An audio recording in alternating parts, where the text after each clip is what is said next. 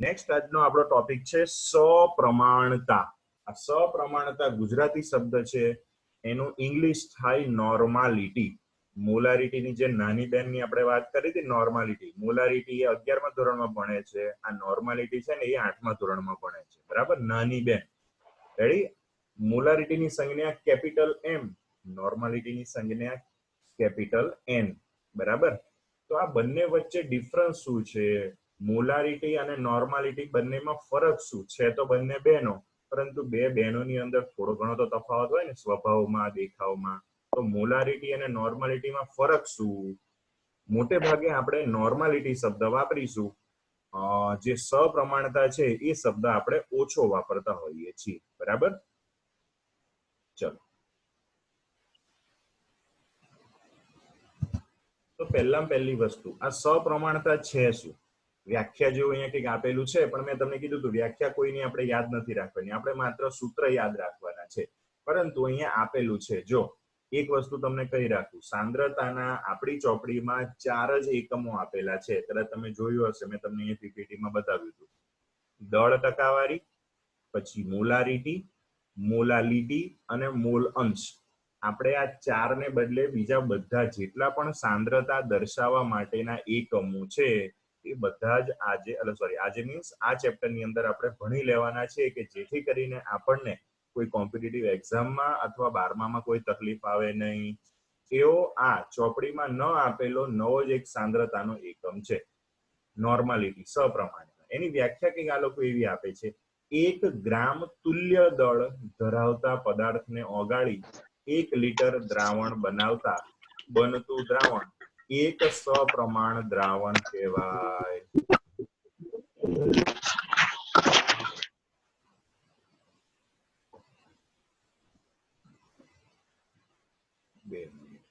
વચ્ચે કોઈનું મ્યુટ ના ખુલી જાય, મહેરબાની કરીને ધ્યાન રાખજો.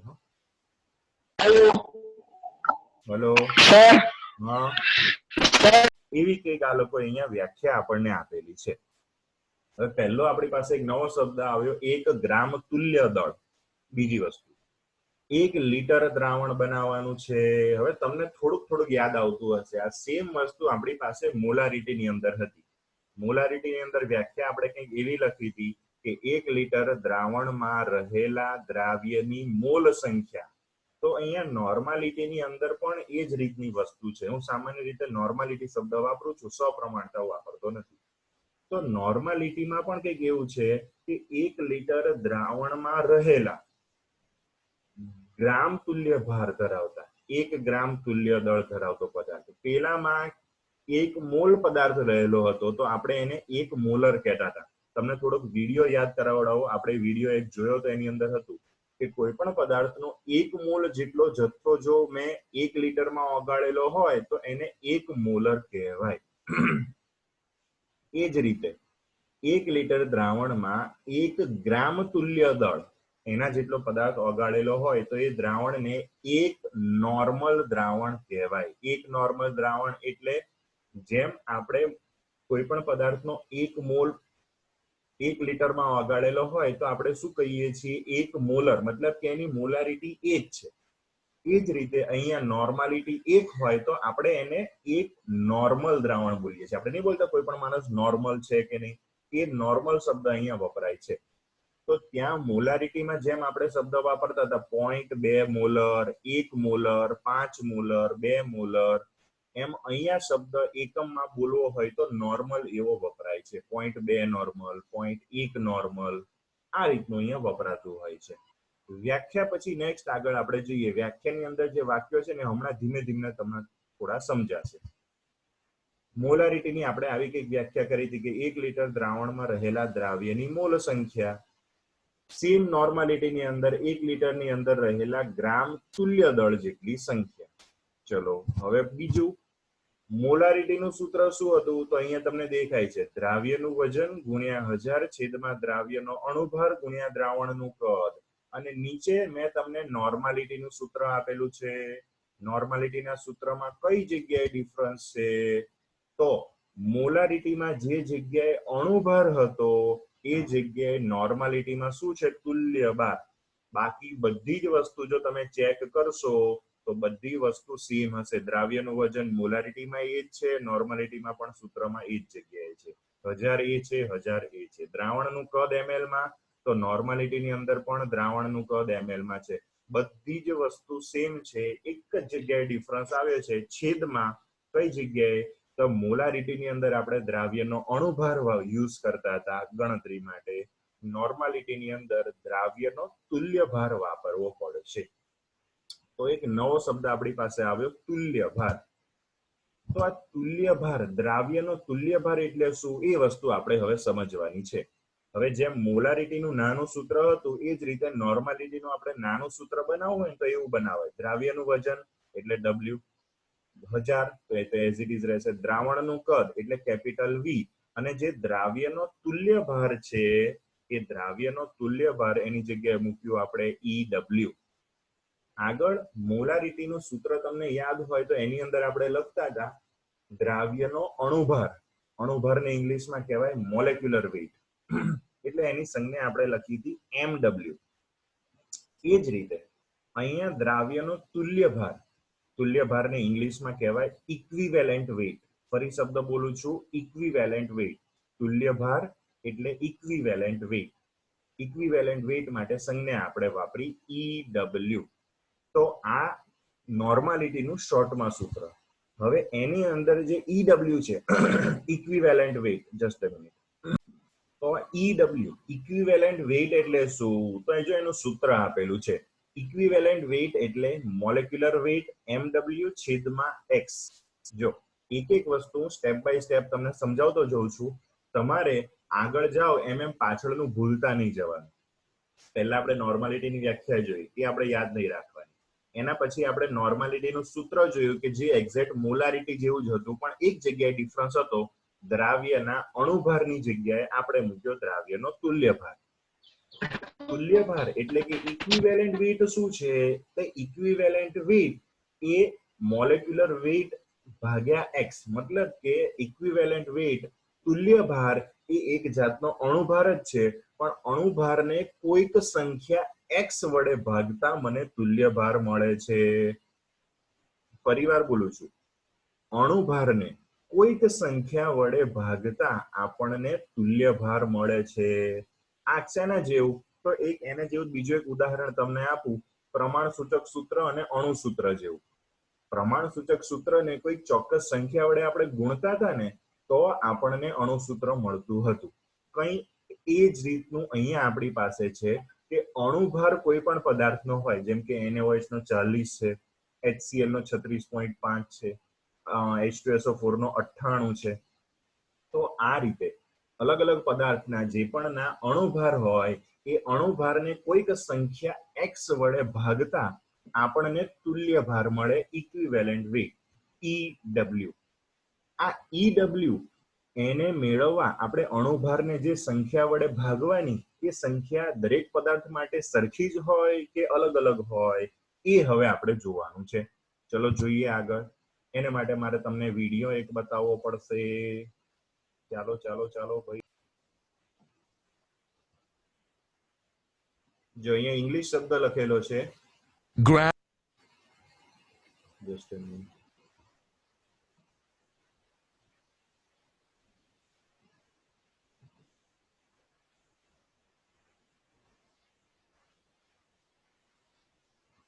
ગ્રામ ઇંગ્લિશ શબ્દ જો લખ્યો ગ્રામ ઇક્વિવેલેન્ટ વેઇટ.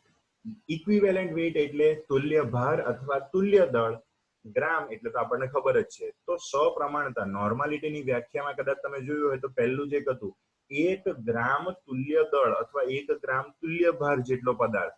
એ તુલ્ય ગ્રામ તુલ્ય ભાર એટલે અહીંયા આપણને વસ્તુ સમજાવે છે ઇક્વિવેલેન્ટ વેઇટ અથવા તો તુલ્ય ભાર. સાદી રીતે કહીએ, આખું મોટું ના બોલવું હોય, ગ્રામ તુલ્ય ભાર, તો આપણે શોર્ટમાં એને તુલ્ય ભાર પણ કહેતા હોઈએ છીએ.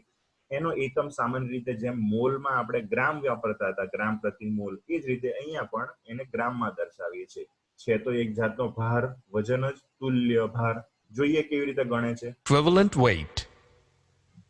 Equivalent weight of a substance is the weight of substance which combines with 1 gram of hydrogen or 35. આ વ્યાખ્યાની અત્યારે જરૂર નથી. આ It can be calculated. તત્વ માટેનું. Gram equivalent weight is equal to for acids. Okay, જો હવે ગણતરી સમજતા રહેજો. આપણે હમણાં એક સવાલ જનરેટ કર્યો કે કોઈ પણ પદાર્થનો તુલ્ય ભાર શોધવો હોય તો આપણે અણુભારને કોઈક સંખ્યા વડે ભાગવી પડે. તો દરેક પદાર્થ માટે આ સંખ્યા સેમ જ હોય કે અલગ અલગ પદાર્થો માટે અલગ અલગ હોય? તો એનો જવાબ છે દરેક પદાર્થ માટે આનું મૂલ્ય બદલાતું રહેતું હોય છે. કોઈક માટે સરખું પણ આવે, કોઈક માટે અલગ પણ આવે. તો આ સંખ્યા x શોધવાની કેવી રીતે? મને કોઈક પદાર્થ આપેલો હોય તો મને કેવી રીતે ખબર પડે? તો આ વસ્તુ સમજવા માટે આપણી પાસે આપણી આજુબાજુ અથવા તો કેમિસ્ટ્રીની અંદર જેટલા પણ પદાર્થો રહેલા હોય ને એને હું મેઇન 3 પણ અત્યારે આપણે સમજીશું એને 4 ભાગની અંદર. 4 જાતના પદાર્થો આપણે લઈએ. પહેલો પદાર્થ, અમુક પદાર્થો એવા હોય કે જે એસિડિક હોય. એટલે જો અહીંયા લખેલું પહેલું આપણને સમજાવે છે ફોર એસિડ, મતલબ કે એસિડ માટે આ તુલ્ય ભાર કેવી રીતે ગણવાનો? તો પહેલી જાતના પદાર્થો છે એસિડ. બીજી જાતના પદાર્થો છે બેઝ. આપણને ખબર છે 10મા કે 9મા પણ ભણ્યા હતા. એસિડ અને બેઝ વચ્ચે પ્રક્રિયા થાય તો શું બને? ક્ષાર અને પાણી. તો ત્રીજી જાતના પદાર્થો એટલે ક્ષાર. અને ચોથી જાતના પદાર્થો એવા છે કે જે રેડોક્સ પ્રક્રિયા કરતા હોય છે. આ રેડોક્સ શબ્દ કદાચ તમારે આવ્યો હોય તો થોડોક તમને આઈડિયા હશે, નહીં આવ્યો હોય તો આપણે 11મા ધોરણની અંદર 8મું ચેપ્ટર છે રેડોક્સ પ્રક્રિયાઓ. તો આ 4 જાતના પદાર્થો હોય છે. આ 4 જાતના પદાર્થોમાં જે પેલી સંખ્યા છે x એ કેવી રીતે શોધવાની, એસિડ માટે કેવી રીતે શોધવાની એ અહીંયા આપણને. Valency is the number of replaceable or replaced hydrogens, H+. Example, equivalent weight of H2SO4. જો અહીંયા મને શું બંધારણ જે બતાવેલું છે ને શેનું છે? H2SO4. વચ્ચે પીળા કલરનો છે સલ્ફર છે, બાકીના લાલ ઓક્સિજન અને 2 વ્હાઇટ છે એ હાઇડ્રોજન છે. H2SO4 નું બંધારણ છે. એ H2SO4 માટે ઇક્વિવેલન્ટ વેઇટ તુલ્ય ભાર કેવી રીતે શોધ્યો? તો એ લોકોએ જો શું કર્યું, બાજુમાં ગણતરી બતાવેલી છે. H2SO4 નો અણુભાર કેટલો? તો કે 98. એ 98 ને 2 વડે ભાગ્યા. 98 ને 2 વડે ભાગો તો કેટલા આવે? તો કે 49. તો આ 49 ને H2SO4 નો તુલ્ય ભાર કહેવાય. H2SO4 માટે અણુભાર 98 અને તુલ્ય ભાર થયો 49. કેમનો? તો કે અણુભાર 98 ને 2 વડે ભાગ્યા. કેમ 2 વડે ભાગ્યા? જોઈએ હમણાં. Is equal to 98 is equal to 49. In the reaction, NaOH okay, plus H2SO4 give H2O. In above reaction is equal to 98 for base. Okay, base માટે કેવી રીતે ગણતરી કરવાની? એસિડ માટે તો આપણે સમજ્યા. હવે આ લોકો છે ને થોડું સમજાવે છે. હમણાં હું તમને ડિટેલમાં સમજાવું. Valency of the base is the number of replaceable or replaced OH groups. Equivalent weight of NaOH, sodium. Yes, NaOH base ના ઉદાહરણમાં શું લીધું? NaOH, sodium hydroxide. હવે સોડિયમ હાઇડ્રોક્સાઇડ માટે તુલ્ય ભાર એટલે અણુભાર ભાગ્યા કોઈક સંખ્યા. એ સંખ્યા એ લોકોએ જો કેટલી લીધી છે ગણતરીમાં બતાવેલી છે. અણુભાર 40 ભાગ્યા એ સંખ્યા લીધી 1. 40 ભાગ્યા 1 એટલે જવાબ આવે 40. મતલબ કે NaOH માટે અણુભાર પણ 40, તુલ્ય ભાર પણ 40, બંને 40 આવ્યા. તો H2SO4 માં તો મેં 2 વડે ભાગ્યા, NaOH માં 1 વડે ભાગ્યા. એટલે એવું કે એસિડ ને 2 વડે ભાગવાના, બેઝ ને 1 વડે ભાગવાના? ના, એવું નહીં. જો હમણાં થોડી વાર Hydroxide is equal to 40 by 1 is equal to 40. For salt, valency of salt is the number of positive or negative. ત્રીજી પ્રકારનો પદાર્થ આવ્યો સોલ્ટ, એટલે કે ક્ષાર. એસિડ અને બેઝ વચ્ચે પ્રક્રિયા થઈને જે બને ને એ. તો એક ક્ષારના કિસ્સામાં તુલ્ય ભાર શોધવો હોય તો અણુભારને કઈ સંખ્યા વડે ભાગવાનો એ કેવી રીતે નક્કી થાય? જોઈએ આ લોકો શું કરે છે. Charges. Equivalent weight of Na2CO. જો અહીંયા તમને ગણતરી બતાવેલી છે. Equivalent weight of Na2CO3, N2CO3 નો તુલ્ય ભાર બરાબર 106 ભાગ્યા 2. હવે આ 106 શું છે? તો કે આપણે સાદી એના અણુભારની ગણતરી કરીએ ને તો Na2CO3 નો અણુભાર આવે 106. એ અણુભારને એ લોકોએ 2 વડે ભાગ્યા એટલે જવાબ આવ્યો 53. આ 53 એ Na2CO3 નો તુલ્ય ભાર છે. એટલે એવું કે ક્ષારને 2 વડે ભાગવાના, એસિડને 2 વડે ભાગવાના, બેઝને 1 વડે ભાગવાનો? ના, એ પદાર્થ ઉપર આધાર રાખે છે. હમણાં સમજાવું. 3. Sodium carbonate is equal to 106 by 2 is equal to 53. 2 Na plus or CO3 2 minus. Equivalent weight of CaCl2, calcium chloride. એ જો અહીંયા બીજો એક ક્ષાર લીધો CaCl2 કેલ્શિયમ ક્લોરાઇડ, એમાંય જો અણુભાર 111 ને 2 વડે ભાગ્યા, ઓ તો 2 વડે જ ભગાતું હશે એવું. Is equal to 111 by 2 is equal to 55.55. Oxidizing and reducing agent. જે ચોથા પ્રકારનો મેં પદાર્થ કીધો ને કે જે રેડોક્સ પ્રક્રિયામાં વપરાય છે, તો રેડોક્સ પ્રક્રિયામાં વપરાતા પદાર્થો કાં ઓક્સિડેશન કરતા અથવા રિડક્શન કરતા હોય. આ ઓક્સિડેશન કરતા રિડક્શન કરતા શબ્દ ઉપર હમણાં ધ્યાન ના આપતા, એ 8મા ચેપ્ટરમાં આપણે જોઈશું. એવા જે પદાર્થો છે એને માટે કેવી રીતે ગણતરી કરે છે જોતા રહેજો. Valency of OA, oxidizing agent, or RA, reducing agent, is the number of electrons lost or gained or changed in oxidation state 2KMnO4 plus 5H2SO4 gives rise to K2SO4 plus 2MnSO4 plus 3H2O plus 5/2O2.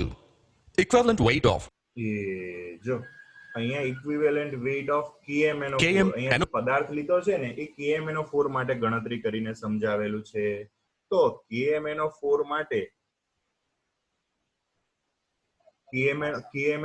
માટે આપણે કેવી રીતે ગણતરી કરવાની? તો જો અહીંયા લખ્યું છે મોલેક્યુલર વેઇટ ઓફ KMnO4 ભાગ્યા 5. લા આમાં તો 5 વડે ભાગ્યા, તો કયામાં કેટલા વડે ભાગવાનું કઈ નક્કી નહીં થતું. 4 potassium permanganate is equal to molecular weight of KMnO4 by 5. K2Cr2O7 plus 4H2SO4 gives rise to K2SO4 plus Cr2 of SO4 3 plus 4H2O plus 3/2O2. Change is equal to 6. Equivalent weight of K2Cr2O7. કોકના 5 વડે ભાગે છે, કોકનામાં 6 વડે ભાગે છે. આ લોકો કશું હરખું નક્કી કહેતા જ નહીં. આપણે આનું સાંભળવું જ નહીં. 2 મિનિટ.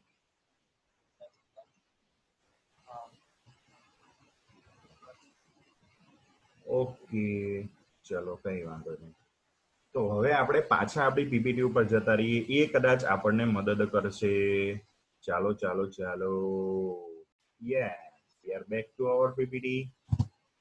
તો હવે આપણે જોઈએ એસિડનો તુલ્યભાર. સૂત્ર ખાસ યાદ રાખજો, લખવાનું હમણાં પછી કરજો, હું તમને ટાઈમ આપીશ. એસિડનો તુલ્યભાર બરાબર એસિડનો અણુભાર ભાગ્યા બેઝિકતા. ઓહો, બધા અઘરા સૂત્રો આવે, ટેન્શન નહીં લેવાનું. બેઝનો તુલ્યભાર બરાબર બેઝનો અણુભાર ભાગ્યા એસિડિકતા, અને ક્ષારનો તુલ્યભાર બરાબર ક્ષારનો અણુભાર ભાગ્યા ધાતુ આયનની કુલ ધન સંયોજકતા. અઘરા સૂત્રો આવે છે. મારી પાસે 3 જાતના મેઇન પદાર્થો આવ્યા. એસિડ આવ્યો, બેઝ આવ્યો અને ક્ષાર આવ્યો. ભાઈ હજુ કશી સર ખબર નહીં પડતી. અને રેડોક્સ પ્રક્રિયામાં અણુભાર ભાગ્યા બીજું કંઈક આપેલું છે સૂત્રમાં. ઓકે, કઈ વાંધો નહીં. હવે હું તમને સમજાવું, એમાં તમને કદાચ ખબર પડશે. જો આપણી પાસે સૂત્ર શું છે તુલ્યભારનું? તો કે તુલ્યભાર બરાબર અણુભાર ભાગ્યા x. EW is equal to MW upon x. આવું આપણી પાસે શોર્ટમાં સૂત્ર હતું. પહેલા આપણે એસિડ માટેની ગણતરી સમજીએ. તો પહેલો એસિડ હું લઉં છું હાઇડ્રોક્લોરિક એસિડ. હાઇડ્રોક્લોરિક એસિડ એટલે શું? તો કે HCl. ચલો HCl ને આપણે છૂટા પાડીએ તો એમાંથી એક H+ મળે અને એક Cl- મળે. હવે તમે કદાચ 8, 9 કે 10મા ધોરણમાં ભણ્યા હશો. એસિડ કોને કહેવાય? તો ત્યાં આપણે એવી વ્યાખ્યા લખતા હતા કે જે આપણને H+ આપે ને એને એસિડ કહેવાય, અને જે OH- આપે એને બેઝ કહેવાય. અથવા બીજી રીતની કદાચ વ્યાખ્યા ભણ્યા હોઈએ, જે આપણને પ્રોટોન આપે, પ્રોટોન એટલે H+, બીજું કંઈ નહીં, તો જે પ્રોટોન અથવા H+ આપે એ એસિડ, અને જે હાઇડ્રોક્સિલ આયન અથવા તો OH- કે હાઇડ્રોક્સિલ આયન આપે એને આપણે બેઝ કહીએ. તો એસિડ છે એટલે H+ તો આપવાના, પણ દરેક એસિડમાં ખાસ જોવાનું એ કેટલા H+ આપે છે. HCl ની અંદર જો આપણે છૂટા પાડ્યા તો આપણને કેટલા H+ મળે છે? એક જ H+ મળે છે. એટલે એનો તુલ્યભાર શોધવા એના અણુભારને 1 વડે આપણે ભાગ્યા. ચલો આગળ બીજો એસિડ લઉં, સલ્ફ્યુરિક એસિડ. સૂત્ર તમને ખબર હશે H2SO4.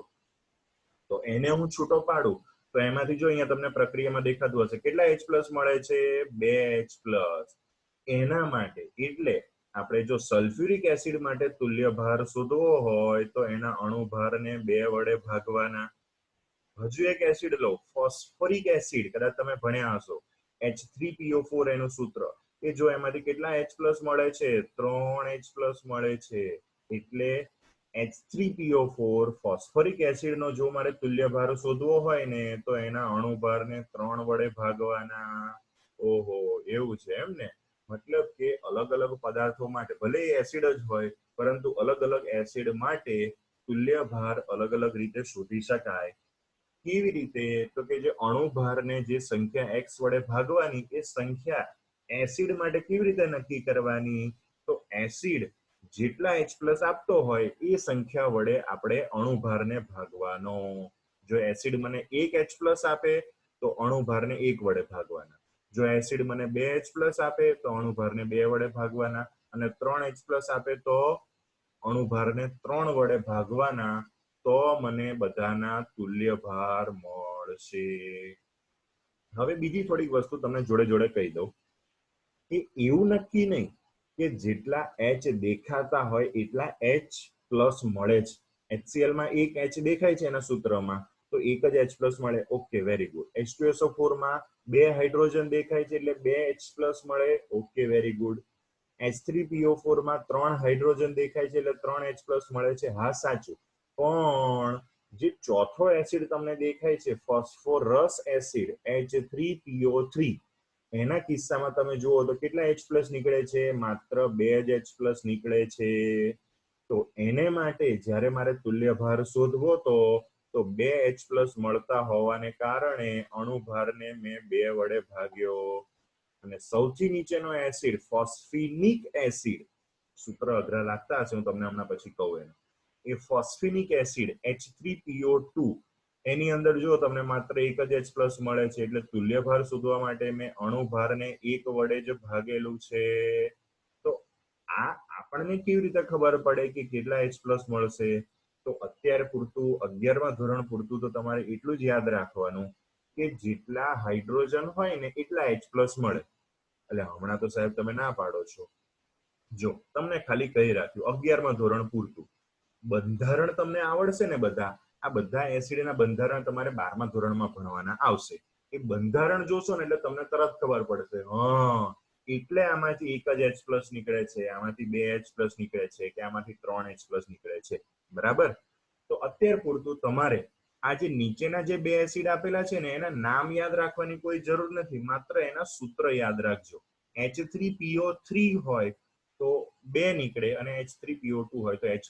મતલબ કે આ ત્રણે ત્રણ જે એસિડ છે ને H3PO4, H3PO3, H3PO2 એ બધાને લાઈનમાં યાદ રાખવાના. એકનું યાદ રાખવાનું કે H3PO4 જે પહેલો છે એમાં 3 હાઇડ્રોજન છે એટલે 3 H+ મળે છે. બાકીનામાં જેમ જેમ ઓક્સિજન ઘટતા જાય છે, જો અહીંયા 4, પછી 3, પછી 2, જેમ જેમ ઓક્સિજન એક એક ઘટતા જાય છે એમ એમ H+ ની સંખ્યા પણ ઘટતા ઘટતા 3, 2, 1 એ રીતે ઘટે છે.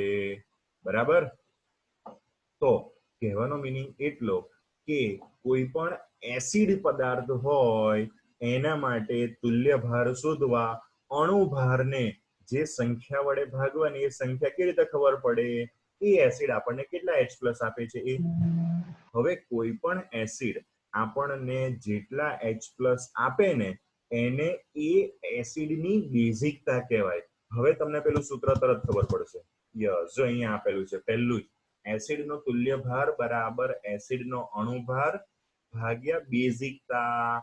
આ બેઝિકતા એટલે બીજું કંઈ નહીં, મને એ એસિડમાંથી કેટલા H+ મળે છે એની સંખ્યા. બરાબર? જો હવે નીચેનું સૂત્રમાં તરત તમને ખબર પડશે. બેઝ માટે શું આપેલું છે? તો કે બેઝનો અણુભાર ભાગ્યા એસિડિકતા. તો એસિડ માટે બેઝિકતા, બેઝ માટે એસિડિકતા. મેં તમને પહેલા કીધું આ સૂત્ર યાદ રાખવાના છે ના, તમારે ચોપડામાં લખી રાખવાના, સમજી લેવાના, લખવાના ગોખવાની કઈ જરૂર નથી. આપણે શું યાદ રાખવાનું કન્સેપ્ટ કે એસિડ માટે જ્યારે તુલ્ય ભાર શોધવાનો હોય તો અણુભારને H+ ની સંખ્યા વડે ભાગવાના. થઈ ગયું આટલું ક્લિયર? તો હવે વળી પાછા આપણે જતા રહીએ, આપણે એસિડ માટેની ગણતરી જોઈએ. બરાબર, કે એસિડ માટે જેટલા H+ મળે એ સંખ્યા વડે અણુભારને ભાગવાનો. હવે બેઝ માટે જોઈએ તો જો બેઝ માટે 3 ઉદાહરણ આપણે લીધા, સોડિયમ હાઇડ્રોક્સાઇડ, કેલ્શિયમ હાઇડ્રોક્સાઇડ અને એલ્યુમિનિયમ હાઇડ્રોક્સાઇડ. ત્રણે ત્રણના સૂત્ર લખેલા છે. હવે સૂત્ર પરથી તરત તમને ખબર પડે. જો NaOH માં મને એક જ OH- મળે છે, CaOH ટ્વાઇસ માં મને 2 OH- મળે છે અને એલ્યુમિનિયમ હાઇડ્રોક્સાઇડ ElOH થ્રાઇસ માં મને 3 OH- મળે છે. તો આમાં OH- કેમ લીધા? તો કે ભાઈ આ તો બેઝ છે અને બેઝ કોને કહેવાય? તો કે જે OH- આપે એ. તો એસિડના કિસ્સામાં આપણે H+ ઉપર ધ્યાન આપવાનું, બેઝના કિસ્સામાં OH- ઉપર ધ્યાન આપવાનું. તો જો સોડિયમ હાઇડ્રોક્સાઇડ માટે મને એક જ OH- આપે છે એટલે એના તુલ્ય ભાર એટલે એના અણુભારને મેં 1 વડે ભાગી. તો હવે થોડુંક તમને વિડીયોનું યાદ આવતું હશે કે વિડીયોમાં એ લોકોએ બેઝ માટે જ્યારે NaOH નું ઉદાહરણ લીધું હતું ત્યારે NaOH ના અણુભાર 40 ને 1 વડે કેમ ભાગી હતી? કારણ કે NaOH મને 1 OH- આપે છે. એ જ રીતે કેલ્શિયમ હાઇડ્રોક્સાઇડ CaOH ટ્વાઇસ એ મને 2 OH- આપે છે એટલે એને કિસ્સાની અંદર મેં અણુભારને શેના વડે ભાગ્યો? તો કે 2 વડે. અને AlOH થ્રાઇસ એલ્યુમિનિયમ હાઇડ્રોક્સાઇડ એ તો મને 3 OH- આપે છે એટલે એના અણુભારને મેં 3 વડે ભાગેલો છે. કહેવાનો મીનિંગ ઇન શોર્ટ એટલો, એસિડ માટે H+ જોવાના, બેઝ માટે OH- જોવાના. જેટલા મળતા હોય એના વડે અણુભારને ભાગો તો તમને તુલ્ય ભાર મળી જાય. એ 2 માટે જોયું. હવે નેક્સ્ટ કયો પદાર્થ આવે? તો કે ક્ષાર. ચલો ક્ષાર માટે જોઈએ. તો જો ક્ષારની અંદર આપણે 4 ઉદાહરણ લીધેલા છે. જો ચોપડીમાં ક્યાંય કોઈ જગ્યાએ આ ઉદાહરણ આપેલા નથી અને ક્યાંય આટલું બધું સમજાવેલું બી નથી. વિડીયોની અંદર પણ તમે જોયું હશે કે એક ઉદાહરણ માંડ લીધું હતું. આટલા બધા ઉદાહરણ લેવાનો મીનિંગ એટલો જ કે તમને પ્રોપર આ વસ્તુ મગજમાં ઉતરી જાય. ચલો ક્ષારની અંદર 4 ક્ષાર લીધા છે. પહેલો ક્ષાર સોડિયમ ક્લોરાઇડ એટલે કે મીઠું, જે ઘણાની અંદર હોતું નહીં. બરાબર, ઘણાને ઘરે જઈને સવારમાં કાલે ખબર પડશે. હવે ક્ષારના કિસ્સામાં શું જોવાનું? એસિડના કિસ્સામાં તો કેટલા H+ મળે છે એ જોઈએ, બેઝના કિસ્સામાં કેટલા OH- મળે છે એ જોઈએ. ક્ષારમાં તો ના H+ મળે ના OH- મળે. તો શું જોવાનું? તો તમે કદાચ ધ્યાનથી જોયું હશે ને આગળની બંને સ્લાઇડમાં, તો HCl કે એસિડ હોય કે બેઝ હોય, બંને કિસ્સામાં આપણે સંખ્યા લેવાની. કેટલી લેવાની? એ સંખ્યા મેં બ્લુ કલરની માર્કરથી લખેલી હતી. જો આ એસિડ અને બેઝના કિસ્સામાં, બીજું બધું બ્લેક છે અને બાકીનું બધું જે કામનું છે ને એ બ્લુ કલરથી દર્શાવેલું છે આ બેઝના કિસ્સામાં. તો એ જ રીતે અહીંયા તમને બ્લુ કલરનું શું દેખાય છે? તો કે જે પણ ક્ષાર છે એ ક્ષારમાંથી મળતા જે 2 આયનો, એક ધન આયન અને બીજો ઋણ આયન, એ બંનેની ઉપર જે વીજભાર દર્શાવેલા છે +1 +2 +3 અથવા -1 -2 -3, એ 2 મેં બ્લુ કલરથી દર્શાવેલા છે. કોઈ પણ ક્ષારની અંદર છૂટા પાડો અને જે 2 આયનો છે એને એની સંયોજકતા એને કહેવાય. એના ઉપર જે વીજભાર છે ને એને એની સંયોજકતા કહેવાય. તો એ સંયોજકતાને મેં બ્લુ કલરથી દર્શાવેલી છે. મતલબ કે અહીંયા ક્ષારના તુલ્ય ભારની ગણતરીમાં એ સંયોજકતાઓની કંઈક જરૂર પડશે. કઈ જરૂર પડશે? તો આ બાબતે ક્ષારના તુલ્ય ભાર શોધવાના સૂત્રની બાબતે અલગ અલગ બુક્સની અંદર અલગ અલગ વસ્તુઓ આપેલી હોય છે. પણ સ્ટાન્ડર્ડ એક વસ્તુ એવી છે કે કોઈ પણ ક્ષારનો તુલ્ય ભાર શોધવાનો હોય ત્યારે એમાંથી મળતા જે પણ આયનો છે એ આયનોની સંયોજકતાઓનો લસાઅ લેવાનો. હવે તમે નાના ધોરણમાં ભણી ગયા છો લસાઅ કેવી રીતે લેવાનો. અહીંયા પહેલો જે ક્ષાર છે સોડિયમ ક્લોરાઇડ, એમાં ધન આયન Na+1 અને ઋણ આયન Cl-1, મતલબ કે ધન આયનની સંયોજકતા પણ 1, ઋણ આયનની પણ સંયોજકતા 1 અને 1 નો લસાઅ કેટલો થાય? તો કે 1. એટલે મેં સોડિયમ ક્લોરાઇડનો તુલ્ય ભાર ગણવા માટે અણુભારને 1 વડે ભાગેલા છે. ચલો આગળનું નેક્સ્ટ ઉદાહરણ લઉં એટલે તરત હજુ બીજું ખબર પડશે. બીજા ક્ષાર છે કેલ્શિયમ કાર્બોનેટ CaCO3. તો એમાં બે આયનો મને મળે, એક કેલ્શિયમ આયન Ca2+ અને બીજો કાર્બોનેટ આયન એટલે કે CO3 2-. બંને ધન આયન અને ઋણ આયનની સંયોજકતા એટલે કે ઉપરનો વીજભાર જુઓ તો 2+2- છે. મતલબ કે આપણે અત્યારે પ્લસ માઇનસ નહીં જોવાના, એ સંખ્યાઓ જોવાની. બંને ઉપર સંખ્યા છે 2 2 અને 2 નો લસાઅ કેટલો તો કે 2. એટલે મેં કેલ્શિયમ કાર્બોનેટનો તુલ્ય ભાર શોધવા એના અણુ ભારને 2 વડે ભાગેલા છે. હવે જો ઉદાહરણ તરીકે આમાં લેવું હોય તો કેલ્શિયમ કાર્બોનેટનો અણુ ભાર મને ખબર છે, આપણે ગણતા હતા, તમને યાદ હોય તો. કેલ્શિયમ કાર્બોનેટનો અણુ ભાર છે 100, એને 2 વડે આપણે ભાગવાના, તો કેલ્શિયમ કાર્બોનેટ માટે તુલ્ય ભાર કેટલો આવશે 50. આ એક ઉદાહરણ મેં જોડે સમજાવ્યું. તો આ રીતે બીજા બધામાં પણ ગણતરી કરી શકાય. તો ધ્યાનમાં શું રાખવાનું, ધન આયન અને ઋણ આયનની સંયોજકતા અથવા તો એના પરનો જે વીજભાર છે એ જે સંખ્યાઓ એનો લસાઅ એના વડે ભાગવાનો. હવે જો ત્રીજા ઉદાહરણ એલ્યુમિનિયમ ક્લોરાઇડમાં શું તમને દેખાય છે, એકમાં છે 3 અને બીજામાં છે -1 એટલે કે 1. 3 અને 1 નો લસાઅ કેટલો 3, એટલે તુલ્ય ભાર શોધવા અણુભારને 3 વડે ભાગ્યા છે. હવે છેલ્લું ઉદાહરણ ખાસ ધ્યાન રાખીએ, કેલ્શિયમ ફોસ્ફેટ. સૂત્ર એનું આપેલું છે Ca3PO4 ટ્વાઇસ. આપણા દાંત અને હાડકામાં હોય. ઘરે જઈ દાંત અને ત્યાં તો ઘરે જશો, દાંત અને લેક્ચર પતે પછી દાંત અને હાડકાને કોતરવાના નહીં, બરાબર? એની અંદર હોય, આપણે જોવાની જરૂર નથી. અમુક વસ્તુ જિંદગીમાં સ્વીકારી લેવાની તો સુખી રહેવાય, બરાબર? તો કેલ્શિયમ ફોસ્ફેટ એટલે Ca3PO4 ટ્વાઇસ, એમાંથી 2 આયનો મને મળે. પહેલો મળ્યો કેલ્શિયમ આયન Ca2+, બીજો મળ્યો ફોસ્ફેટ આયન PO4 3-. બરાબર? તો એકમાં છે વીજભાર 2+2 અને બીજામાં -3. આપણે પ્લસ માઇનસ નહીં જોવાના, આપણે સંખ્યા જોવાની. કઈ બે સંખ્યા છે 2 અને 3. 2 અને 3 નો લસાઅ કેટલો તો કે 6. એટલે મેં તુલ્ય ભાર શોધવા અણુભારને 6 વડે ભાગેલા છે. તો આ રીતે આપણે 3 જાતના પદાર્થો એસિડ, બેઝ અને ક્ષાર માટે અણુભાર પરથી તુલ્ય ભાર કેવી રીતે શોધવો એની ગણતરી જોઈ.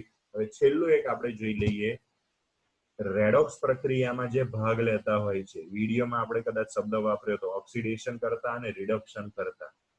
પદાર્થનું નામ અહીંયા તમને આપેલું છે KMnO4. કદાચ તમે પહેલા સાંભળ્યું પણ હશે, ભણ્યા પણ હશો. નામ એનું પોટેશિયમ પરમેંગેનેટ. હવે દરેક બીજા આગળના પદાર્થો હતા ને, એમાં તો એનો તુલ્ય ભાર ફિક્સ જ રહેતો હતો કે આનો તુલ્ય ભાર શોધવો છે તો અણુભારને આ સંખ્યા વડે જ ભાગવાની, ગમે તે પ્રક્રિયામાં. HCl હોય તો એમાં 1 જ વડે ભાગવાનું, H2SO4 માં 2 વડે ભાગવાના, NaOH માં 1 વડે ભાગવાના અણુભારને. પરંતુ આ જે પદાર્થો છે કે જે રેડોક્સ પ્રક્રિયાઓ આપતા હોય છે, તમારે બહુ વધારે પદાર્થો નહીં આવે. 11મા ધોરણમાં મોસ્ટલી આ એક KMnO4 જ આવશે, બીજો એક આવશે K2Cr2O7. પણ આ પદાર્થોમાં જે KMnO4 છે ને, એ KMnO4 ના કિસ્સામાં એનો તુલ્ય ભાર શોધવા માટે અણુભારને અલગ અલગ સંખ્યાઓ વડે ભાગવી પડે છે. એ તમે કયા માધ્યમમાં પ્રક્રિયા કરાવો છો ને એના ઉપર આધાર રાખે. KMnO4 ની કોઈક બીજા પદાર્થ સાથે થતી પ્રક્રિયા જો એસિડિક માધ્યમમાં થતી હોય તો એનો તુલ્ય ભાર શોધવા અણુભારને 5 વડે ભાગવાના. આટલું વસ્તુ અત્યારે યાદ રાખી લેવાનું. કેમ? એનો સવાલ આપણે રેડોક્સ પ્રક્રિયામાં તમને જોવા મળશે. જો KMnO4 ની કોઈ બીજા પદાર્થ સાથે પ્રક્રિયા બેઝિક માધ્યમમાં થતી હોય તો એના અણુભારને 3 વડે ભાગો તો તમને તુલ્ય ભાર મળે. અને ખાલી સાદા પાણીની અંદર જ KMnO4 ને ઓગાળી દીધો હોય એટલે કે તટસ્થ માધ્યમમાં, તો એને માટે અણુભારને 1 વડે ભાગતા મને તુલ્ય ભાર મળે. મતલબ કે તુલ્ય ભાર અને અણુભાર કેવા થશે? એક સરખા. તો KMnO4 ના કિસ્સાની અંદર માધ્યમ પ્રમાણે પેલી સંખ્યા x બદલાય છે. પરંતુ જે મેં તમને બીજો પદાર્થ કીધો પોટેશિયમ ડાયક્રોમેટ, એક જ minute Prithviraj, potassium dichromate K2Cr2O7. આ પોટેશિયમ ડાયક્રોમેટના કિસ્સામાં સંખ્યા ફિક્સ જ રહે છે. કોઈ પણ માધ્યમ હોય K2Cr2O7 માટે x નું મૂલ્ય ફિક્સ રહે છે 6. રેડી? તો આ રીતે આપણે કોઈ પણ પદાર્થનો તુલ્ય ભાર કેવી રીતે શોધવો એની વસ્તુ અહીંયા સમજ્યા. આ તુલ્ય ભારની માથાકૂટ અત્યારે શું કરવા કરતા હતા? તો કે નોર્માલિટીના સૂત્રની અંદર પદાર્થનો તુલ્ય ભાર શોધવાનો આવે છે, એ કેવી રીતે શોધવો એને માટે આ બધી આપણે માથાકૂટ કરી હતી. ઓકે, ચલો. તો હવે પહેલામાં પહેલું just a minute Prithviraj, just a minute. પહેલા આપણે તમને લોકોને જે બતાવો એના પરથી તમે સ્ક્રીનશોટ લઈ લો.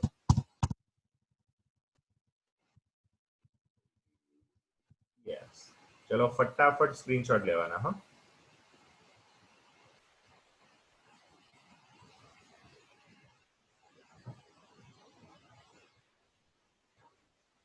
ચલો નેક્સ્ટ. એના પરથી જે લોકોને પીસી હોય એ લોકો કદાચ સ્ક્રીનશોટ ના લે, પ્રિન્ટમાં જઈને બધી માથાકૂટ કરી કોકની પાસેથી મંગાવી લેવાના, કોક સારો ભાઈબંધ એવો બનાવી દેવાનો. ચલો નેક્સ્ટ. એના પછી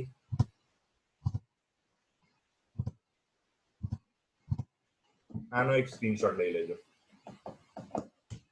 જે લાઈનમાં મેં લખ્યું છે ને એ જ લાઈનમાં તમારે લખવાનું. હો,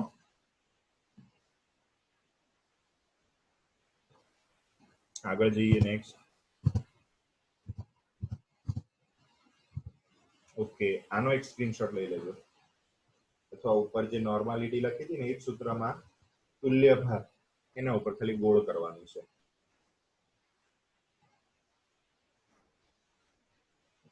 ચલો નેક્સ્ટ.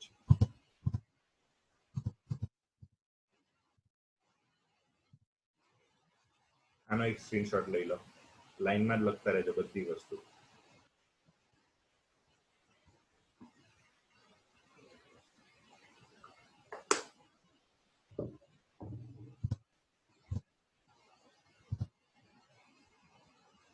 આ એક લખી દેજો.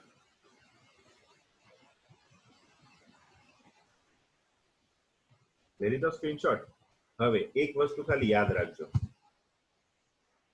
અહીંયા જે તમને આપેલું છે ને ક્ષારનો તુલ્ય ભાર શોધવા, ઉપર બરાબર છે ક્ષારનો અણુભાર, પણ નીચે તમારે શું લખવાનું? તો બીજો એક સ્ક્રીનશોટ અહીંયા હું લખું ને પછી લેજો. ધન આયન અને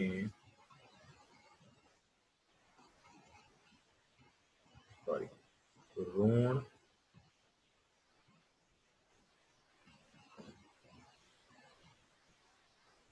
આયનની સંયોજકતાઓનો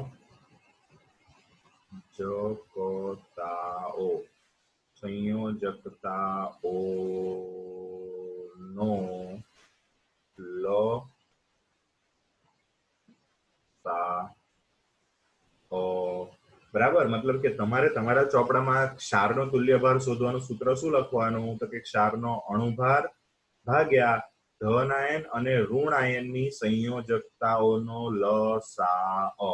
બરાબર, આ સૂત્ર લખવાનું. આનો એક સ્ક્રીનશોટ લઈ લેજો. ચલો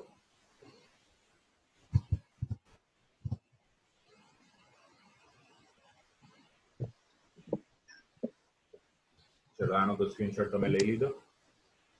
ઓકે, ચલો હવે નેક્સ્ટ આનો સ્ક્રીનશોટ લઈ લો.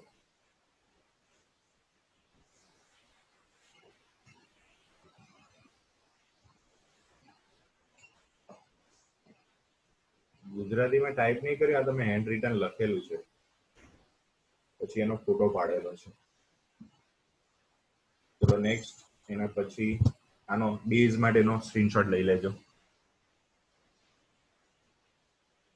ચોપડો જે પણ તમે બનાવો છો ને એકદમ મસ્ત વ્યવસ્થિત બનાવજો, કેમ કે બહુ બેઝિક ચેપ્ટર છે અને બહુ બધી નાની નાની વસ્તુ આવશે, એટલે ઘણી બધી વસ્તુ તમારે લખવાની થશે. કદાચ એક ચોપડા કરતા વધારે થઈ જાય તો મૂંઝાતા નહીં, પણ બેઝિક વસ્તુ છે એટલે બધા બહુ ઉદાહરણ તમને લખાવું છું, ડિટેલમાં કરાવું છું. આનો એક સ્ક્રીનશોટ લઈ લેજો ક્ષારનો.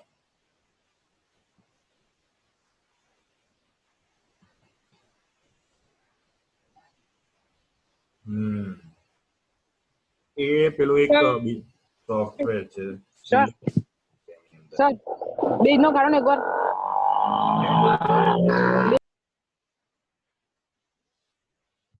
બેઝની સ્ક્રીનશોટ લેવાનો કોઈને બાકી હોય તો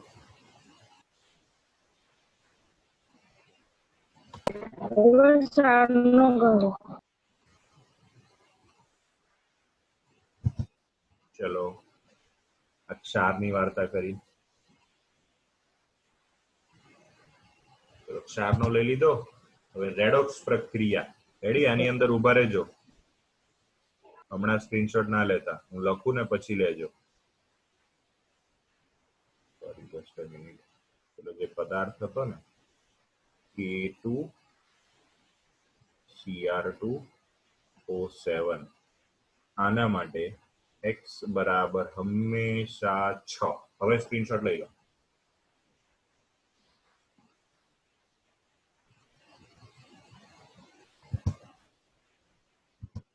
ઓકે, થઈ ગયું. હતું દ્રાવ્યનું વજન, મોલારિટી બરાબર દ્રાવ્યનું વજન ગુણ્યા 1000 છેદમાં દ્રાવ્યનો અણુભાર ગુણ્યા દ્રાવણનું કદ. ભાઈ આ તો સર ખબર જ છે. હવે મારે જે વસ્તુ તમને સમજાવી છે ને એના માટે આ મોલારિટી વાળું ફરી એકવાર મેં લીધું. હવે વચ્ચે વચ્ચે હું તમને કહેતો રહીશ એટલે સ્ક્રીનશોટ લઈ લેજો. આનો સ્ક્રીનશોટ નથી લેવાનો કેમ કે આ વસ્તુ તમે લખેલી જ છે. કોઈને લેવો હોય ને વધારે લખવું હોય તો લખવાની છૂટ છે. બરાબર? તો મોલારિટીમાં આપણે આ રીતનું મેં તમને એક વસ્તુ સમજાવ્યું હતું અને એની અંદર આપણે W/mw એટલે કે વજન ભાગ્યા અણુભાર કર્યો તો, એટલે કે સૂત્રને થોડુંક મોડિફાય કર્યું હતું, ગોઠવણી બદલી હતી. બરાબર? એને આધારે આપણને જે નીચે સૂત્ર આપેલું છે એ સૂત્ર મળ્યું હતું. એમાં વજન ભાગ્યા અણુભાર એને આપણે કીધા હતા મોલ અને એને m થી દર્શાવેલા હતા. અને નીચે કદને ml માં જે કદ છે એને 1000 વડે ભાગ્યા હતા તો આપણને કદ કેપિટલ V લીટરમાં મળ્યું હતું. તો આ રીતે આપણે મોલારિટીનું એક નવું સૂત્ર લાવ્યા હતા. દ્રાવ્યના મોલ છેદમાં દ્રાવણનું કદ લીટરમાં એટલે કે N/V. આ વસ્તુ જેવી જ સેમ વસ્તુ આપણે નોર્માલિટીની અંદર કરવાની છે. જો નોર્માલિટીની અંદર સૂત્ર શું હતું તો કે દ્રાવ્યનું વજન ગુણ્યા 1000 છેદમાં દ્રાવ્યનો તુલ્યભાર ગુણ્યા દ્રાવણનું કદ. તુલ્યભારની માટે આપણે સંજ્ઞા શું મૂકી તો કે EW, ઇક્વિવેલન્ટ વેઇટ. તો એના પરથી જો આપણે રીમોડિફાઈ કરીએ વજન છેદમાં તુલ્યભાર. આગળ મોલારિટીમાં શું હતું તો કે વજન ભાગ્યા અણુભાર એને આપણે મોલ કહેતા હતા. અહીંયા વજન ભાગ્યા જે આપણે તુલ્યભાર કહીએ છીએ, વજન ભાગ્યા તુલ્યભાર કરીએ તો જે વસ્તુ મળે છે એને કહેવાય તુલ્યાંક. શું કહેવાશે એને? તુલ્યાંક. અથવા બીજો એના માટે મોટો શબ્દ વાપરે છે ગ્રામ તુલ્યાંક. બરાબર? તો હવે તમને પેલો જે આપણે MCQ સોલ્વ કરતા તેની અંદર આવ્યું હતું, તમને યાદ હોય તો મિલી મોલ શોધો અને મિલી તુલ્યાંક શોધો. આ મિલી તુલ્યાંક એ એક જાતના મોલ જેવું છે. પરંતુ મોલ એટલે શું તો કે કોઈ પણ પદાર્થના વજનને અણુભાર વડે ભાગીએ ને તો મોલ મળે. એ જ વજનને જો હું તુલ્યભાર વડે ભાગું તો મને તુલ્યાંક મળે. મતલબ કે મોલ અને તુલ્યાંક એકબીજાના કાકા બાપાના ભાઈઓ જ થાય. અણુભાર વડે વજનને ભાગું તો મોલ મળે, તુલ્યભાર વડે ભાગું તો તુલ્યાંક મળે. ડન? તો હવે આ નોર્માલિટીનું એક નવું સૂત્ર આપણને મળ્યું કે તુલ્યાંક છેદમાં દ્રાવણનું કદ.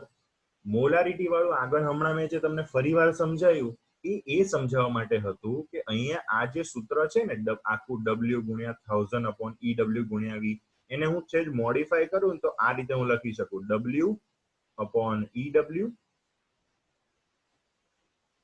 છેદમાં કદ.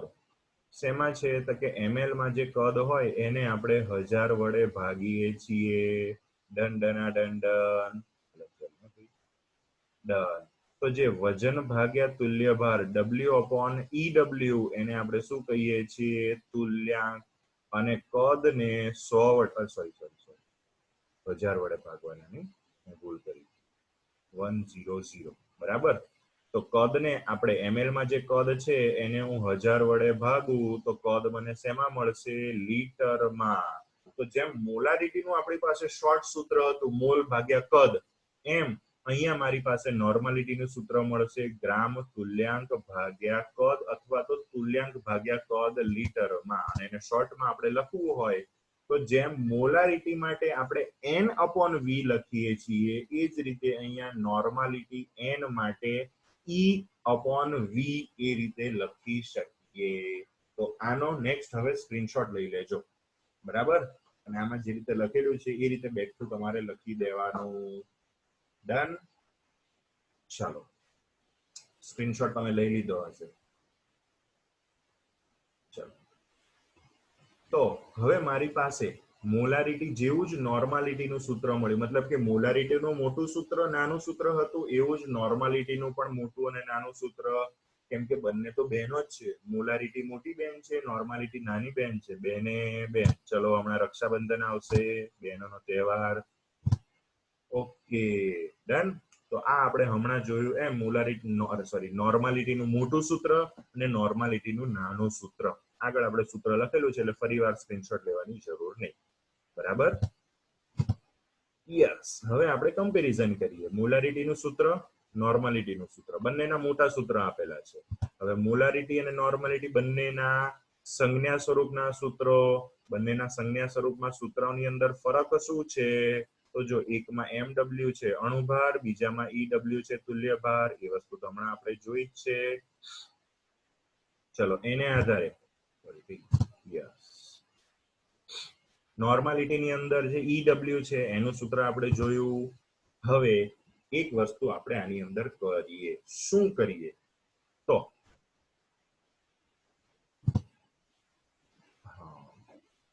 ew બરાબર શું છે? તો કે mw/x.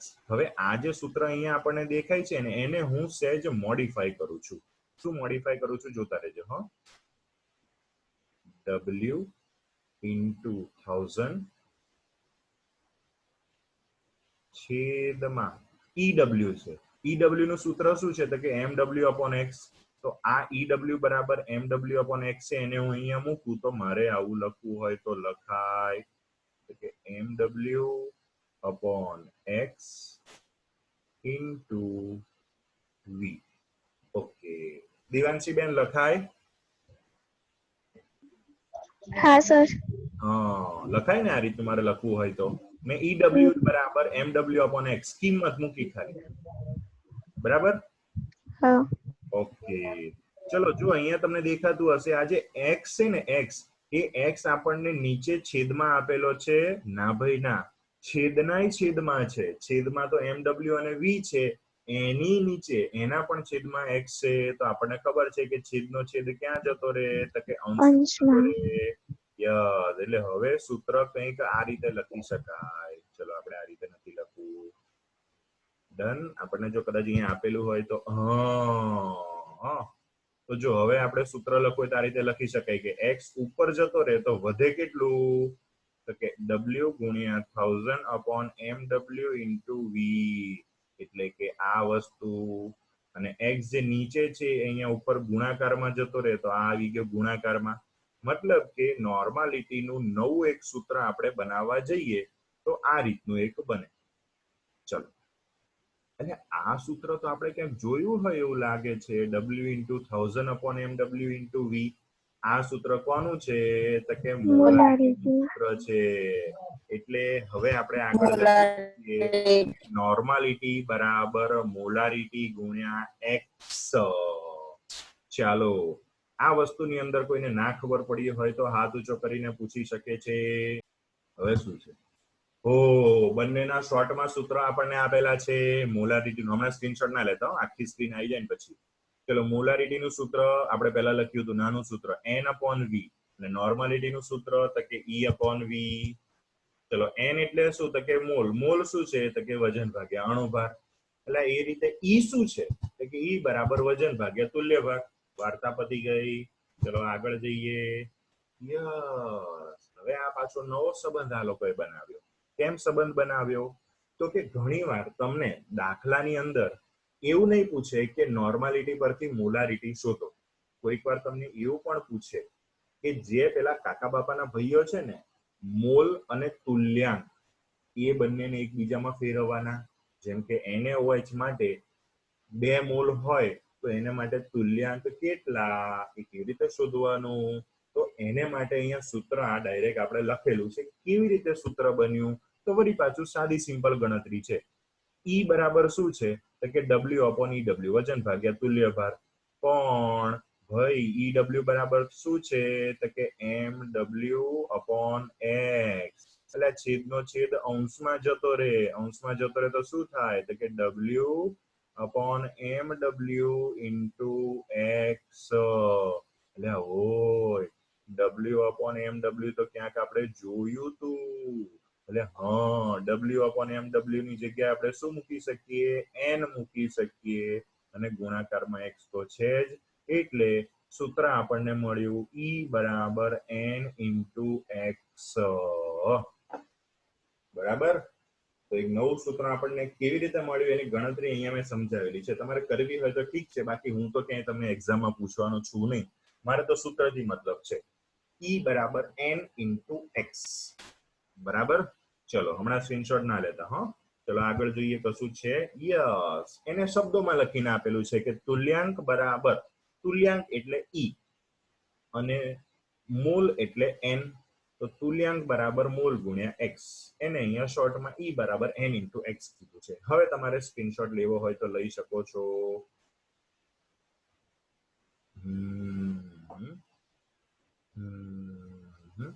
સૂત્રને છે ને આવતા જતા અથવા તો સવારે જ્યારે ફ્રી બેઠા હોય ને ત્યારે બોલ બોલ બોલ બોલ કરવાના. તો એકવાર રિધમમાં તમારા બોલવામાં આવી ગયા ને તો ગમે ત્યારે લખતી વખતે તમારે બહુ યાદ નહીં કરવું પડે. બોલ બોલ બોલ બોલ કરવાના.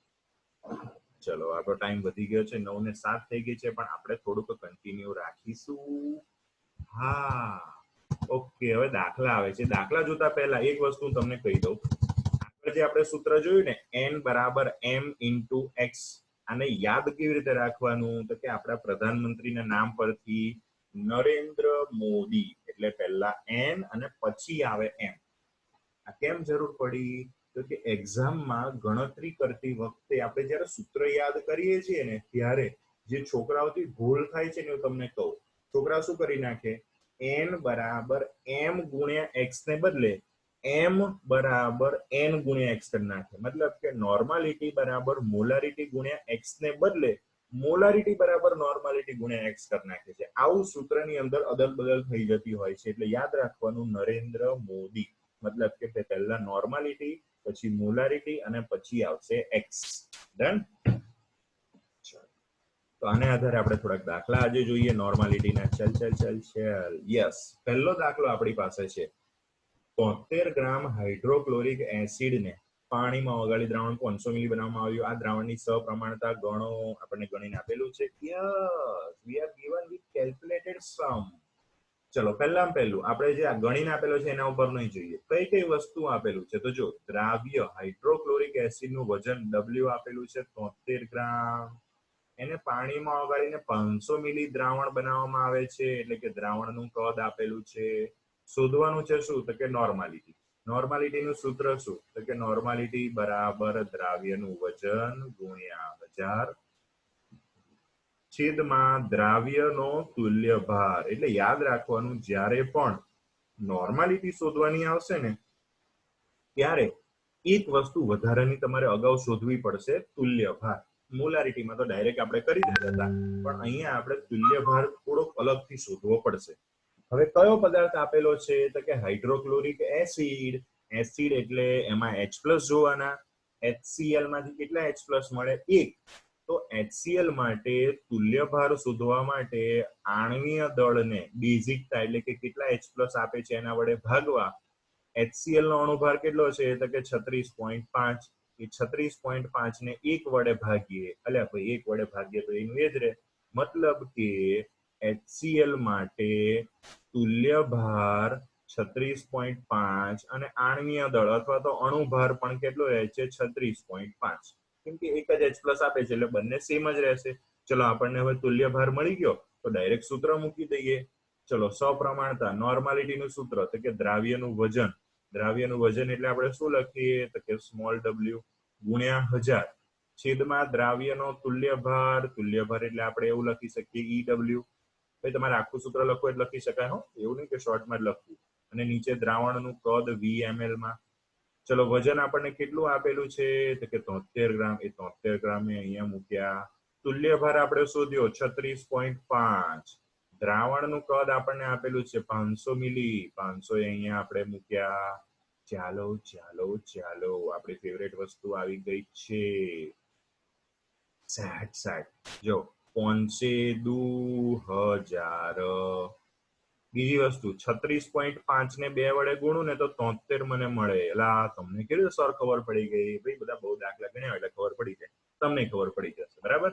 ના ફાવે તો કેલ્ક્યુલેટરમાં કરવાનું, બહુ ફોર્મમાં નહીં આવી જવાનું મારી જેમ. બરાબર? તો ભૂલ થઈ જશે. બરાબર? ચલો ઉપર શું વધ્યું તો કે 2 2 2 દુ 4. એટલે આપણને HCl નો નોર્માલિટી, HCl ની જે દ્રાવણ હતી એની નોર્માલિટી કેટલી મળી? 4 નોર્મલ. ચલો હવે જેને ના ખબર પડી હોય એ મને સહેજ હાથ ઊંચો કરીને કહેશો. ચલો સર આ સિલેબસ 12 નું છે? ચલો નેક્સ્ટ. હવે મારી પાસે એક દાખલો આપેલો છે. 2 નોર્મલ H2SO4 નું 5 લિટર દ્રાવણ બનાવવા કેટલા ગ્રામ H2SO4 ની જરૂર પડે? આપણે પેન વાપરીને બહુ ટાઈમ નહીં બગાડીએ, ડાયરેક્ટ આપણી પાસે ગણતરી કરેલી છે. યસ, જો H2SO4 નો અણુ ભાર, ભાઈ એ તો હવે આપણને ગણતા આવડે, 98 થાય. ચલો હવે શોધવાનું છે શું? તો કે જો મને દ્રાવણની નોર્માલિટી આપેલી છે 2 નોર્મલ. મેં પહેલા તમને કીધું કે એને આ રીતે બોલાય, નોર્મલ. 2 નોર્મલ એટલે કે દ્રાવણની નોર્માલિટી 2 છે. દ્રાવણનું કદ આપેલું છે જો 5 લિટર. શોધવાનું છે શું? તો કે એની અંદર કેટલો પદાર્થ H2SO4 ઓગાળવાનો છે એ આપણે શોધવાનું છે. અત્યાર સુધી આપણે આટલો પદાર્થ આટલામાં ઓગાળ્યો તો એની સાંદ્રતા કેટલી એ શોધતા હતા. હવે ઊંધું શોધવાનું છે, બીજો કોઈ ડિફરન્સ નથી. હવે નોર્માલિટી આપેલી છે એટલે પહેલું તમે કીધું એમ તુલ્ય ભાર શોધવો પડે. H2SO4 માં મને 2H+ મળે એટલે એના અણુભાર 98 ને 2 વડે ભાગવા પડે એટલે એમાં તુલ્ય ભાર મળે 49. હવે અહીંયા જે એકમ આપેલો છે એના ઉપર ખાસ ધ્યાન આપજો. એકમ શું આપેલો છે? ગ્રામ પ્રતિ તુલ્યાંક. કેમ આવો એકમ આપેલો છે? તો કે આ તુલ્ય ભાર છે એટલે. હવે જો બીજી વસ્તુ ઉપર ફોકસ કરાવું, 98 ગ્રામ પ્રતિ મોલ લખેલું છે અને 49 ગ્રામ પ્રતિ તુલ્યાંક લખેલું છે. કેમ આવું? તો કે 98 છે ને એ એનો અણુભાર, અને અણુભાર માટે બીજો શબ્દ હતો મોલર દળ. મોલર દળ એટલે કોઈ પણ પદાર્થના 1 મોલ પદાર્થનું ગ્રામમાં દળ. એટલે આપણે એકમ લખીએ છીએ ગ્રામ પ્રતિ મોલ. જ્યારે અહીંયા આપણી પાસે તુલ્ય ભાર છે અને મોલનો જ કાકા બાપાનો દીકરો થાય તુલ્યાંક, એટલે તુલ્ય ભાર માટે એકમ લખ્યો ગ્રામ પ્રતિ તુલ્યાંક. બરાબર? આ તો એક્સ્ટ્રા વસ્તુ હતી એટલે મેં જોડે તમને કહી રાખી. ચલો આગળ આપણને એનો તુલ્ય ભાર મળી ગયેલો છે તો આગળ સૂત્ર મૂકીએ. નોર્માલિટી સપ્રમાણતાનું સૂત્ર તો દ્રાવ્યનું વજન આ વખતે આ શોધવાનું છે. ચલો 1000 એ તો ખબર જ છે. દ્રાવ્યનો તુલ્ય ભાર એ હમણાં આપણે ગણ્યો 49. બરાબર? દ્રાવણનું કદ 5 લિટર એટલે કે 5000 ml થાય. દ્રાવણની સપ્રમાણતા આપણને આપેલી છે 2 નોર્મલ દ્રાવણ છે એટલે અહીંયા 2. અગાઉ કીધું તું એમ જેને ટીપવાનો હોય, શોધવાનો હોય એને એકલો પાડવાનો, એટલે દ્રાવ્યનું વજન શોધવાનું છે એને આપણે એકલું પાડ્યું. બાકી બધી વસ્તુ જે નીચે છે ને 49 ગુણ્યા 5000 એ અહીંયા ઉપર આવી જશે અને 1000 જે ઉપર છે ને એ નીચે આવી જશે. એટલે જો આ રીતનું કંઈક આપણી પાસે ગણતરી રહેશે. એટલે ભાઈ આપણી ફેવરેટ વસ્તુ આવી ગઈ. 3 મીંડી ગઈ. બાકી વધ્યું એનો ડાયરેક્ટ ગુણાકાર થાય. કેવી રીતે? કેલ્ક્યુલેટરની જરૂર નહીં. 5 દુ 10. 49 ગુણ્યા 10 કેટલા થાય? તો કે 490 ગ્રામ. તો 490 ગ્રામ H2SO4 મારે અંદર ઓગાળવો પડશે 5 લિટરમાં, તો 2 નોર્મલ દ્રાવણ થશે. ચાલો ચાલો ચાલો. ઓકે, તમે કંટાળ્યા હશો પણ આપણે કન્ટિન્યુ રાખવું જ પડશે કેમ કે આપણે સિલેબસ 2022 માં પૂરો કરવાનો છે, 12મા ધોરણનો, 2023 માં નહીં. એટલે ચલો ટુ બી કન્ટિન્યુ. કઠોર પરિશ્રમનો કોઈ વિકલ્પ નથી. નેક્સ્ટ દાખલો આપણને આપેલો છે 10 ગ્રામ Na2CO3 ધરાવતા 0.5 નોર્મલ Na2CO3 ના દ્રાવણનું કદ કેટલું? 3 જાતના આપણને દાખલા આપ્યા. પહેલામાં શું કીધું? વજન અને કદ આપેલું હતું એના પરથી નોર્માલિટી શોધી. બીજામાં નોર્માલિટી અને કદ આપેલું હતું એના પરથી વજન શોધ્યું. અને આમાં નોર્માલિટી અને વજન આપેલું છે એના પરથી કદ શોધવાનું. બીજો કોઈ ડિફરન્સ નથી. ચલો ગણીએ આગળ. નોર્માલિટી છે એટલે આપણે શું શોધવું પડશે? પહેલા તો તુલ્ય ભાર. ચલો તુલ્ય ભાર શોધવા માટે આણ્વીય દળને, જો અહીંયા ખોટો શબ્દ વાપરેલો છે, એસિડિકતા શબ્દ ના વપરાય. અહીંયા શું શબ્દ વાપરવો પડે? Na2CO3 તો એક ક્ષાર છે, તો આણ્વીય દળ છેદમાં ધન આયન અને ઋણ આયનની સંયોજકતાઓનો લસાઅ એવો શબ્દ વાપરવાનો. રેડી? લસાઅ. ચલો હવે Na2CO3 માંથી જો અહીંયા મને બતાવેલું છે બે આયનો છે, Na+ અને CO3 2-. સોડિયમની સંયોજકતા 1 અને કાર્બોનેટ આયન CO3 ની સંયોજકતા 2. 1 અને 2 નો લસા કેટલો? 2. એટલે Na2CO3 ના અણુભાર 106 ને 2 વડે ભાગેલું છે એટલે જવાબ મળ્યો 53 ગ્રામ પ્રતિ તુલ્યાંક. તો આ રીતે મને તુલ્ય ભાર મળી ગયો. ડાયરેક્ટ હવે નોર્માલિટીનું સૂત્ર મૂકીએ તો એ સૂત્રની અંદર બધી જ વસ્તુ આપણને આપેલી છે આ વખતે, પરંતુ એમાં દ્રાવણનું કદ આપણે શોધવાનું છે. જેને શોધવાનું હોય એને એકલો પાડવાનો. બીજી બધી કિંમત મૂકેલી છે. નોર્માલિટી આપણને આપેલી છે 0.5. વજન પદાર્થનું આપેલું છે 10.6. એનો તુલ્ય ભાર આપણે શોધ્યો 53 અને 1000 તો હોય જ. દ્રાવણનું કદ શોધીએ, આ બધાનો ગુણાકાર ભાગાકાર કરીએ તો જવાબ આવે 400 મિલી. મતલબ કે દ્રાવણનું કદ 400 મિલીલીટર હશે. એની અંદર 10.6 ગ્રામ પદાર્થ ઓગાળેલો હશે કે જેથી કરીને દ્રાવણની સપ્રમાણતા નોર્માલિટી 0.5 નોર્મલ થશે. ઓકે, હવે મને સહેજ કે 2 મિનિટ હો. દેવાંશી, હા સર. આનો સ્ક્રીનશોટ લઈ લીધેલો છે? હા. ઓકે, ચલો હવે બધા આનો સ્ક્રીનશોટ લઈ લો પહેલા. ચલો screenshot 1, screenshot 2, screenshot 3, screenshot 4, screenshot 5, screenshot 6. ચલો નેક્સ્ટ એના પછી એ જ દાખલો છે હો, રકમ ઉપર એની જ રહે છે. નેક્સ્ટ આનો પણ સ્ક્રીનશોટ લઈ લો. 2 વાર રકમ ના લખતા તમે ચોપડા.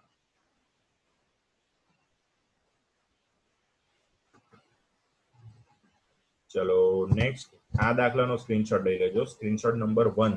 આ દાખલાનો સ્ક્રીનશોટ નંબર 1 છે. 5 4 3 2 1. આગળ એ જ દાખલાનો બીજો એક સ્ક્રીનશોટ.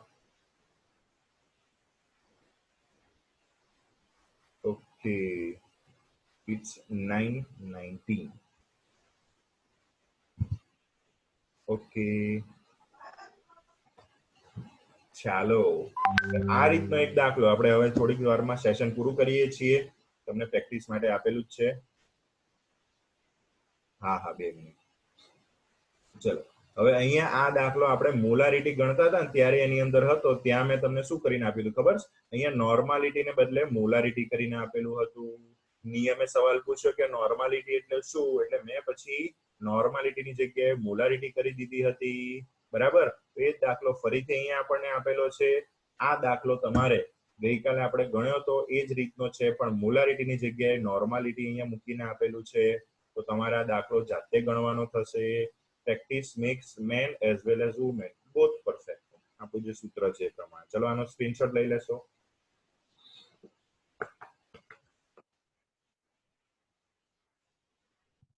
નેક્સ્ટ હવે આ જે દાખલો છે એના પછી શું છે? યસ, પ્રેક્ટિસ માટે છે. Practice makes main perfect. ચલો આની અંદર આપણે ગણી લઈએ ભાઈ. ચલો હવે આ દાખલો એની અંદર આપણે પહેલા મોલારિટી વખતે મિલીમોલ શોધ્યા હતા. આ વખતે આપણે મિલી તુલ્યાંક શોધીએ. તો અહીંયા આપણે શોધી શકીએ કે સૂત્ર શું છે. Just a minute. યસ, મિલીમોલ અને મિલી તુલ્યાંક બંને શોધવાના હતા. તો આપણે જ્યારે મિલીમોલ શોધવાના હતા ને ત્યારે આપણે સૂત્ર મોલારિટીનું મૂક્યું હતું કે મોલારિટી બરાબર મોલ N/V કદ લીટરમાં. ચલો મોલારિટી મને આપેલી હતી તો આના પરથી સૂત્રને આપણે આવું મોડિફાઈ કર્યું કે N = M × V. N ને મેં સૂત્રનો કરતા બનાવેલો. ચલો મોલારિટી મને કેટલી આપેલી છે તો કે 0.2 મોલર BaOH ટ્વાઇસ લખ્યું છે એટલે 0.2 અને દ્રાવણનું કદ પણ લીટરમાં જ આપેલું છે 0.2. એટલે આપણે અગાઉ જે ગઈકાલે દાખલો ગણ્યો એમાં જવાબ આપણે આવ્યો તો 0.04 મોલ. અને પછી બીજી એક વસ્તુ એની અંદર આપણે એવી જોઈ હતી કે કોઈ પણ પદાર્થને મિલીમાં ફેરવવો હોય તો આપણે એને 1000 વડે ગુણતા હતા, તો 0.04 મોલ ને 0.1000 વડે ગુણીએ તો એ મિલીમોલમાં ફેરવાય. તો 0.04 ગુણ્યા આપણે 1000 કરીએ તો આપણને શું મળશે? મિલીમોલ. એટલે મિલીમોલ આપણને મળ્યા હતા 40. ઓકે, ચલો હવે એના પરથી મિલી તુલ્યાંક કેવી રીતે શોધવાના? તો આજે જ આપણે એક સૂત્ર જોયું કે E is equal to n into x. Just આપણે કલર બદલીએ તો અલગ દેખાય. ચલો આપણી પાસે સૂત્ર આજે એક નવું આવ્યું કે E is equal to n into x. Okay, E એટલે શું? તો કે તુલ્યાંક, n એટલે મોલ અને ગુણ્યા x કરીએ. હવે મને મિલીમોલ આપણે ગણ્યા અને શોધવાના છે મિલી તુલ્યાંક. બંને મિલીમાં જ છે એટલે ડાયરેક્ટ જે છેલ્લો જવાબ આવે ને 40 એ પણ આપણે લઈ શકીએ. તો મિલી તુલ્યાંક E બરાબર મિલીમોલ n કેટલા મળ્યા મને? 40 ગુણ્યા, હવે આ x ક્યાંથી કાઢવો? તો જો અહીંયા જે પદાર્થ આપેલો છે ને એને આધારે x નક્કી થશે. બેરિયમ હાઇડ્રોક્સાઇડ BaOH ટ્વાઇસ છે, એમાંથી મને 2 OH માઇનસ મળશે એટલે આ વખતે x કેટલો થશે? તો કે 2. બેઝ છે ને બેરિયમ હાઇડ્રોક્સાઇડ, 2 OH માઇનસ મળે એટલે x કેટલા થશે? 2. ચલો 40 ગુણ્યા 2 એટલે કેટલા થશે? 80 મિલી તુલ્યાંક. એટલે મને જવાબ મળ્યો મિલીમોલ નો 40 મિલીમોલ અને મિલી તુલ્યાંક મળ્યો 80 મિલી તુલ્યાંક. એવો એક ઓપ્શનમાં છે, ઓપ્શન નંબર બી. તો આ દાખલો આની સાથે આપણે અત્યારે પૂરો કર્યો. આનો સ્ક્રીનશોટ તમે લઈ લેજો, બરાબર? ચલો screenshot number 1, screenshot number 2, screenshot 3.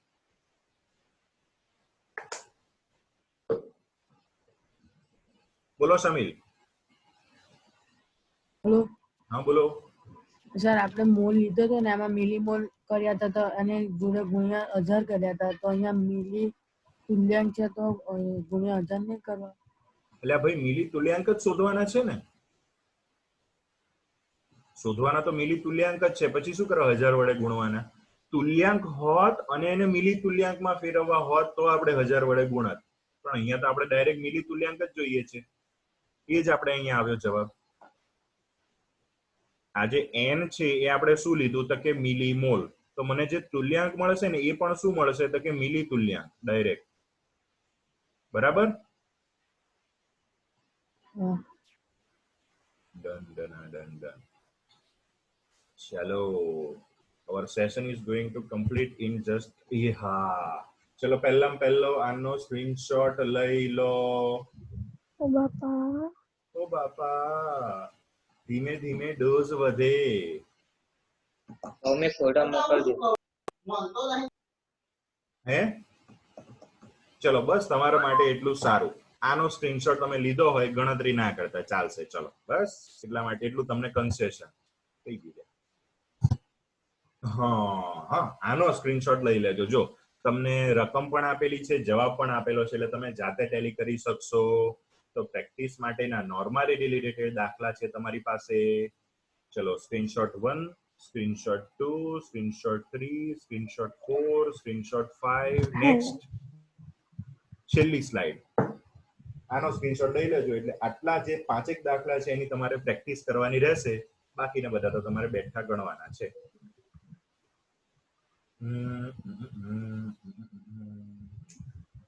Okay, તો આજનું સેશન આપણે અહીંયા સુધી રાખીએ. બાકીનું આપણે આવતીકાલે એક નવો સાંદ્રતાનો એકમ લઈશું, બરાબર?